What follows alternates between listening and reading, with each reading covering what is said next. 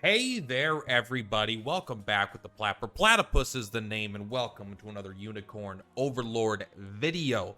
Today, we're doing another meme build. Don't let your memes be dreams. It might be good, all right? It might actually be good. But before we jump into it, boom. Thank you to my members. Thank you to my supporters. I appreciate you guys being here, watching and supporting the Plat. I need to update the list. I think some people got added. I apologize. I'll do it. I've been working a lot, all right? But I will do that shortly. Anyway, let's jump into it. What is the identity of today? Take a quick guess based off what you can see here. You might be able to guess. If you're familiar with the game, I think you'll be able to tell what we're doing. And if you're not familiar with the game, let me tell you. We are going with an HP build. Now, it might seem weird that I'm not using gladiators in an HP build. However, gladiators don't actually scale with HP. They just use HP to basically tank. The only other unit that I found that really does damage based off the HP is the bear. And the bear kind of sucks with it because it's after combat is over, he does damage based on his max HP, or basically how much HP he has left. And that's not super helpful, I don't think.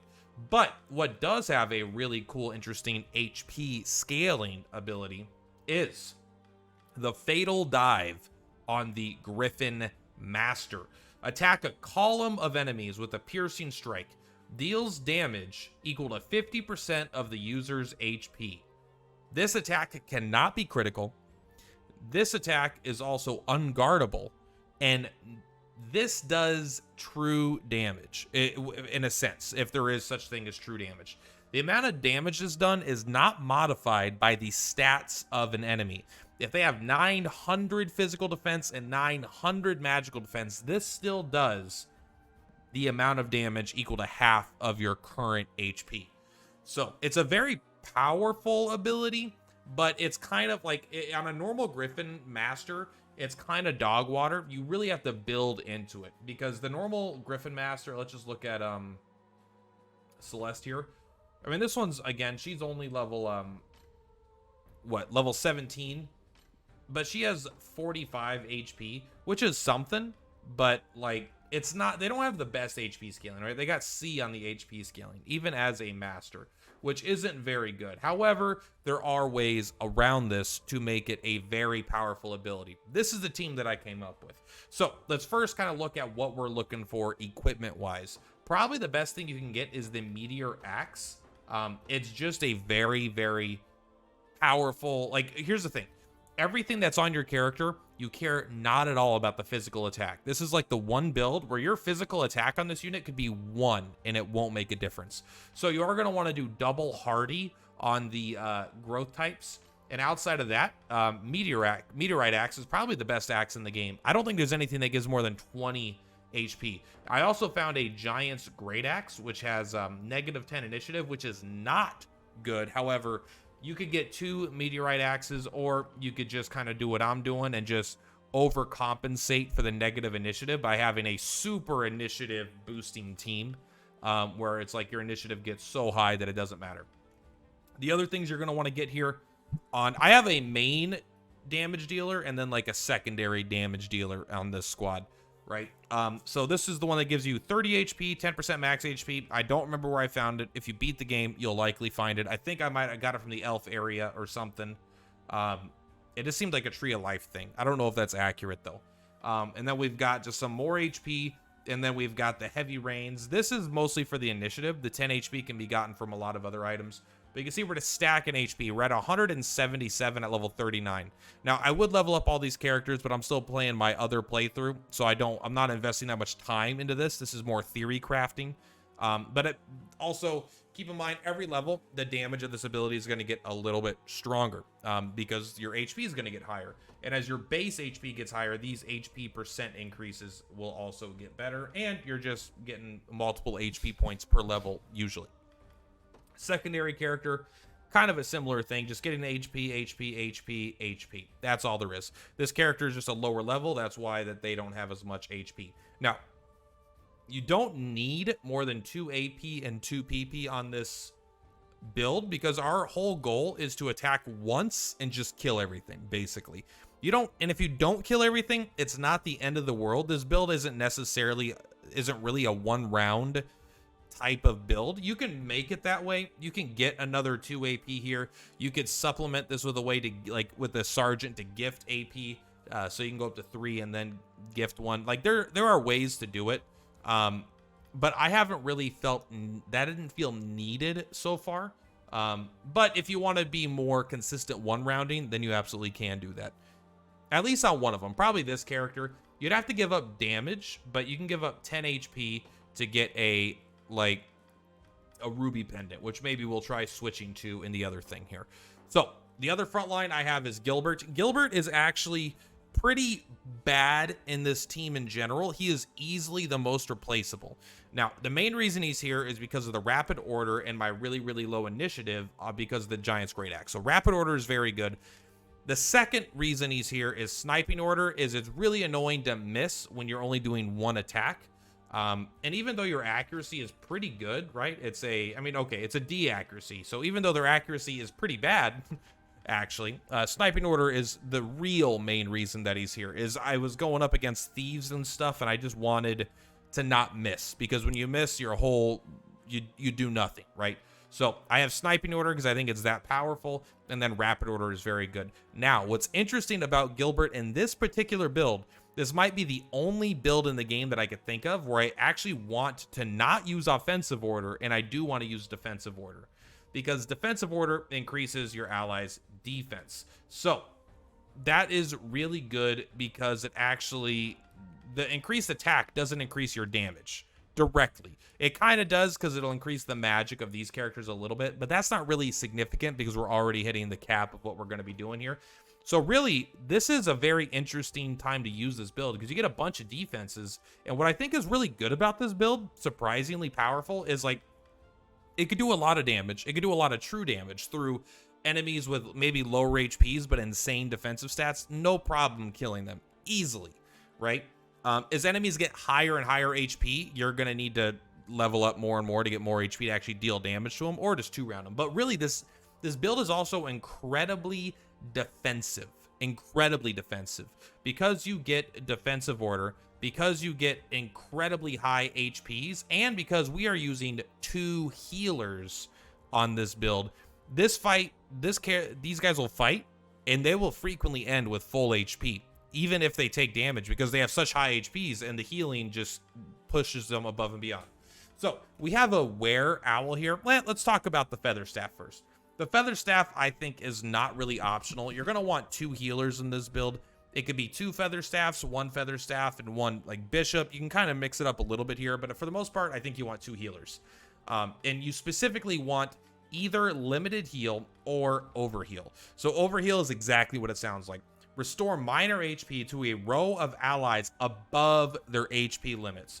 You can heal up to 150% above their maximum HP. So you heal a character, my front row here, you heal their HP. This increases their damage that they deal with this ability. So you're getting more value out of this than on any other build, because this is both a damage increase and it effectively keeps them alive longer, and it's just only 1 AP. The reason I'm only using 1 feather staff, this ability is just kind of insane, right? I mean, this is what you're looking for. Heal above maximum HP, because that's where your damage is 100% scaling from. So this is your damage scaler and your healer, which is awesome for this build. The were owl is because I'm using the precious rod. And I really just wanted to use the precious rod because I like it a bit more, because it also hits the back row for sustainability, even though it's a little bit weaker in the sense of the front row. I also really like having the character with circle barrier. So we're giving everyone 20% defense with the defensive order, right? And now with circle barrier, reduce damage taken by all allies by 25% for 1 attack. So on top of being healed way above max HP, on top of getting 20% more defense, you also have an additional 25% reduction in 1 attack. Now you're only going to heal 1 time in this fight, and then they're going to tailwind the front row to make them faster, again, to make up for that initiative. And then they're going to circle barrier once, and the were owl's done. But this character is going to overheal 3 times or 4 times. You could even take off a little bit of this here and add another AP. I have it set up this way to try to hit that 150% max before the turn starts. So the changes I would make to this build, potentially, I would, if you are able to get your characters a high enough level and you don't have to worry about initiative or accuracy, you take Gilbert out.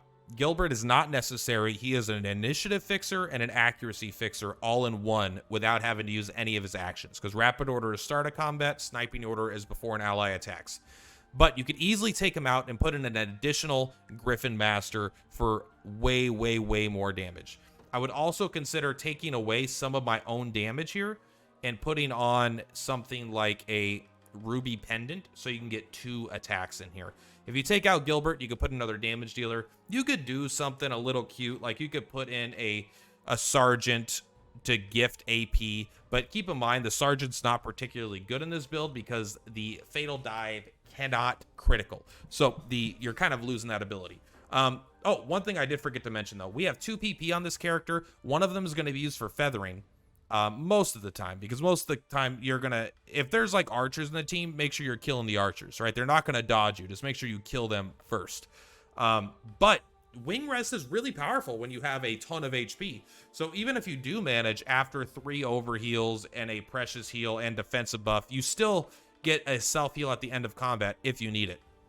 And if you don't need it, like there's obviously minute, you could make some changes to this build, right? The only thing that's really set in stone is the overhealing and the tons of HP on Griffin Masters. That's the core of it. But this is the overall what I came up with. And finally, Gilbert could be replaced. Just making sure I'm recording. So feel free to replace Gilbert if you want to do something a little more offensively focused as opposed to defensive like I've gone. But let's go and show a mock battle here. We're going to be going up against these guys for a specific reason. One, because they have the Iron Veil, start a battle, 50% guard rate, 30% physical defense to all allies. I kind of just wanted to show that no matter what their defenses are, right? 30 defense, 40 defense, 43 defense. Who's got the highest? You've got the lowest defense. Let's go ahead and take this off, right? Let's put you down to something a little bit lower. And then you've got 43 defense. Let's see, is there any way I can make it even higher if I go like physical defense? What's the highest physical? All right, let's just put you up to, no, there should be a knight's I have a knight's thing here, right? I don't like that when you organize it by subtype or whatever, it won't put the organization could do some work. I mean, I might have missed it, but they're always down near the bottom here. But you know what I'm talking about, the medallions. But because it's just kind of weird. Let's put on the knight's medallion. There we go. All right, 48 defense, sure. So this is our highest defense on this team, and our lower defense. You'll see that the damage doesn't change, but also what I wanted to show is that, as you can see, as flyers, they get double physical damage versus cavalry, right? But you're going to do the same amount of damage to cavalry. You're going to do the same amount of damage to wyvern masters.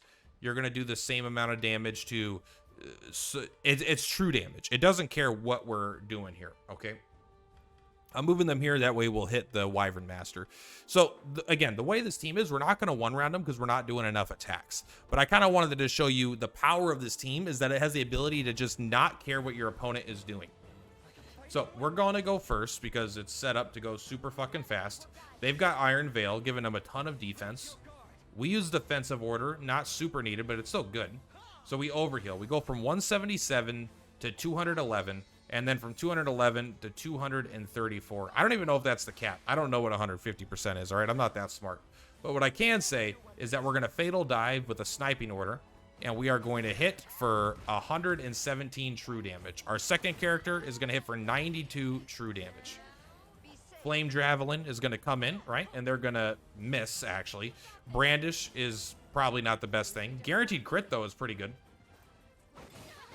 But even that, with the double critical, they didn't even get to our they didn't even get through our new maximum HP, right? But they're not set up to deal damage. But then here we go. We overheal, 265. So they could have done 130 to 133 damage. I think it scales rounds up by 1. So again, not exactly a one round type build, but let's just say we do exactly what we did. We take off the reins. Is our initiative high enough? Yeah, I think we could do that. Let's just put on not an ancient crown. The ancient crown could be good. or the Dream Crown, but we won't quite have enough AP without taking away more stuff. Let's not get complicated. Let's just put on the ruby pendant here, right? Yeah, let's take it from the other flyer. There we go. Now we'll attack twice. We have a little bit less damage, but now we're gonna do, or a little bit less damage per hit, but we have twice the hits, right? So this is another change you could make if you're not worried about doing... The thing about the build is I really like killing things in one hit. And because if you... I want to give them as little chance to counterattack me as possible, right? But still. That's just my own personal playstyle. So Fatal Dive, Flame Javelin, missed again. Keen Call. We could have had this guy Brand to strike something else, it's okay. But you're going to Fatal Dive again. And that did 112 that time. So we're not going to one round him again, but still, the whole point is, right, like, we did double the damage. And if this character, we would have switched him like this, we probably would have gotten it even. This character is only level 29, right? We're going up against level 40, 50, 30, 33, 32. So we're going up against high level characters, right? And with good HPs. These are pretty reasonable HP values. I mean, she's already at super high, I feel like. She has extra from her items. But yeah, that's the build. It's a bit of a mean build. Meme build, I won't lie. But I actually think it is pretty viable. There's a lot of viable builds in the game. Ones, if you're just going to use the Elf Sisters to blow up everything, of course, that's a viable way to play as well. But I think this is a surprisingly resilient and high damage dealing build that you should consider trying out. One, because it's very different than a lot of other builds. It's doing damage through scaling your defenses, essentially, which is really fun. So I had a fun time kind of messing around with this one and seeing what we could make work. If you know how you'd want to improve this build, let me know. Let me kind of tell me what you think we would do. And yeah, that's all. Much love for Purplatypus. I'll see you on the flip flop. You guys have a good one. Bye.